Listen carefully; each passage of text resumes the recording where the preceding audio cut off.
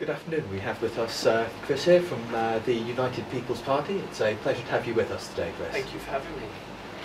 Now, you haven't really had much of an impact in terms of being elected to the Westminster Parliament, but you have contested a lot of council elections as a party before. Now, what is it that's driving you to move towards the Westminster side of things? I think the party's aim was always to contest by-elections for Westminster. But obviously, so far, as a party, we haven't been able to do that because we haven't been in a position to do so. And so, you know, obviously we've got to build a base within local areas, within councils, and then work up from there. Do you think that Corby's a great place to begin, or was this just in time that you thought it's the time to begin? I think it is the right time for us to begin. I think, you know, Corby sort of came up. I live not so far down the road. I think it's a great place to start to build a bit of a base for us. Do you feel optimistic about your showing in this election? Yeah, definitely. I mean, we have low expectations of it because it's our first election, so really we can't lose. Anything that we get from here is a bonus. So do you care to tell us a little bit about what your primary policies are? What sets you apart from the other main parties? Well, you know, we sort of use common sense. There's a lot of parties that they're in it for themselves, you know, and I'm a working class lad, so I understand the positions that 99% of people are in. You know, so as a party, that's what we promote, sort of common sense. So you have, I noticed on your party's website, you have advocated a tax-free allowance for small businesses, £12,000. Would this be in addition to the tax-free allowance that any proprietor would be able to claim as a salary for running that business? It would be, yes, because I think that will help the ability of small businesses to expand their base beyond 5 employees, and obviously that's what's going to get us the tax from businesses. The ability to expand beyond 5 employees is presumably curtailed by the fact that this exemption is only up to 5 employees in your manifesto. Yes, but once they've got 5 employees, they've got sort of a base on which to build, and by then they should be able to support themselves. You know what I mean? Okay. So do you think that economic development is the prime challenge faced by the country at the moment, or would you have a higher priority on other issues? Definitely. I think at the moment economically we're in a mess, and we need to deal with that as soon as we possibly can. How do you feel the current government's policies for managing the economy are working?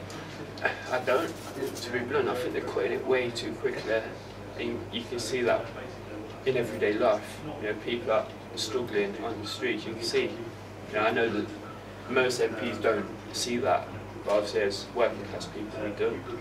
Were you to be elected to Parliament, would you campaign to slow the rate of cuts? Definitely, yes. Are there any particular areas that you would very, very strongly resist cuts to? I think the disability benefits, I think that's unfair. You know, it's hitting the most vulnerable in our society the hardest, which is not fair, is it? On your website, you discuss the idea that you want to cut what you call mass immigration.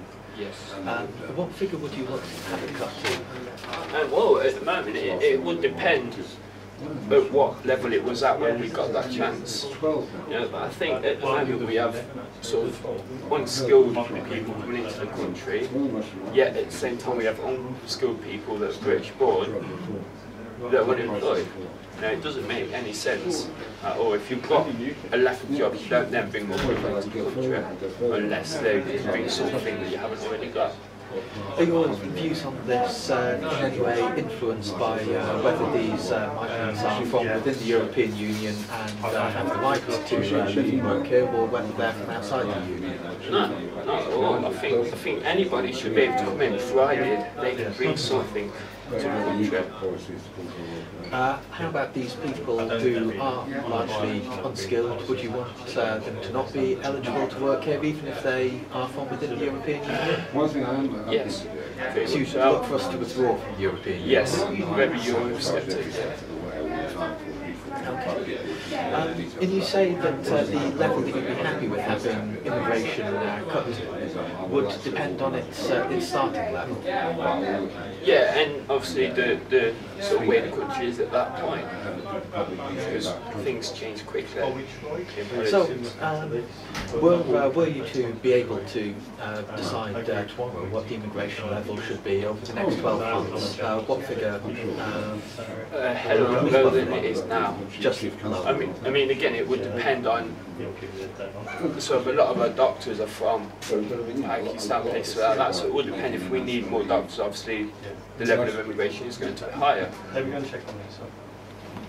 And in terms of managing immigration in this sense, you say that you want to increase the resources of border controls. You want to be able to cut down on immigration. How would you anticipate that this additional resourcing would be spent? Increasing our staff and focusing on finding and deporting illegal immigrants mainly. Because I mean, at the moment we're actually decreasing border agency staff rather than increasing them.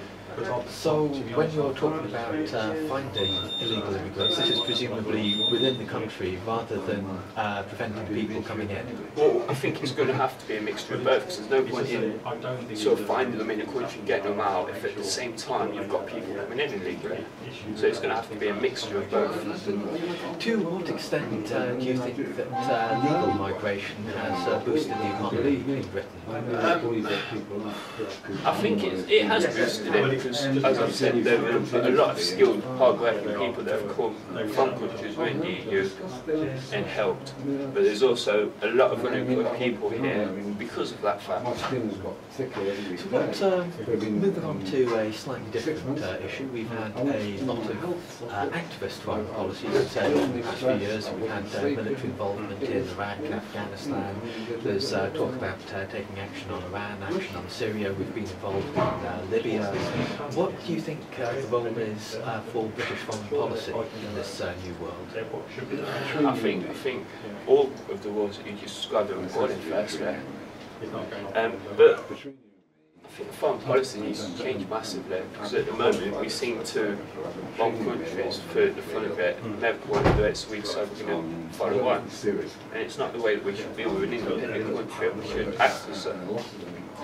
Do you feel that our ability to project power and to influence other countries has been seriously curtailed following the Strategic Defence Review? Yes. Is there any particular aspect of that that you feel particularly concerned about? I think the cutting of the forces is something we need to be concerned about, because I mean, they have put their lives on the line literally to defend our freedoms, and they've got nothing back from it. They get a poor wage, they get poor conditions, poor equipment, and then a lot of them, they come back and find themselves on the streets.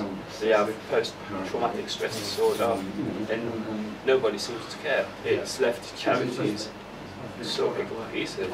So is it a UPP policy to provide additional support to soldiers who've come back from combat? Do you feel that enough support is given for conditions like post-traumatic stress disorder generally in the health service as a whole? Do you think it should be done through the NHS or through the MOD? I'm not entirely sure about that. I think it's the MOD's responsibility, but whether they do that through the NHS or privately, I think they'd have to look at that and decide what is the best way to do it. So. Do you believe that we should continue to have a significant foreign presence abroad? No. I think if the country needs it and wants it, then yes. But the way we do things at the moment is completely out of order. I mean, we seem to be fine with countries when they're doing what we want them to do, but as soon as they don't do what we want them to do, we're in there. Although, in that sense, you might cite, for example, North Korea or Iran, countries that we've had some serious disagreements with. We can look at Syria, and we haven't put any forces on the ground there. We haven't deployed any force against them. Would you accept that it's probably a bit more complex than that? Well, with regards to Syria, we haven't, purely because we've been stopped from doing so by Russia and by China. Otherwise, we would have been. a long time ago. Same with ransom extent. Do you believe that we should be engaging with Iran more diplomatically, or we should be applying the threat of more force against them? I feel we need to be more diplomatic about it, because at the moment we have no actual evidence that they are producing nuclear weapons. And if they are, we have them, Israel has them, America has them, so what's the difference? In the constituency here, Corby constituency, we have both an urban population and a rural population. Do you think that you're in touch with the needs of both of these populations? Yeah, a bit more than the other one, to be fair, but as I've said, I'm a working class boy, you know, so I understand the needs of working class people of Corby, and I know that Corby at the moment is struggling with unemployment. Do you know what the unemployment rate is in Corby? It's high, I know that, because I read it on Wikipedia. I couldn't give you an exact figure. There's been certainly some criticism over the past several years during this financial crisis about the functioning of the financial markets. Would you describe yourself and your party as free market advocates? Yes. Do you believe that the free market has worked in, for example, the milk market? There's been a lot of complaints about farmers getting milk prices if they have for their milk. Is that the product of a competitive market driving prices down, or is there something more at play? I think there's something more at play. I think it's cheaper to import things. So, to change that, people need to start buying local produce. Are you an opponent of free trade? No. So free trade is fine, but you are concerned about the ability of people to import things more cheaply than it can be produced? Yes. How would you address that issue? But I think local farmers need more funding to be able to produce things at a low price so they can be more competitive with foreigners, and specifically EU markets. So you'd look, on top of the things like the Common Agricultural Policy, you would look for a specific subsidy from the Westminster government to farmers? Potentially, yes. Thank you very much. Thank you. It's been good to have you.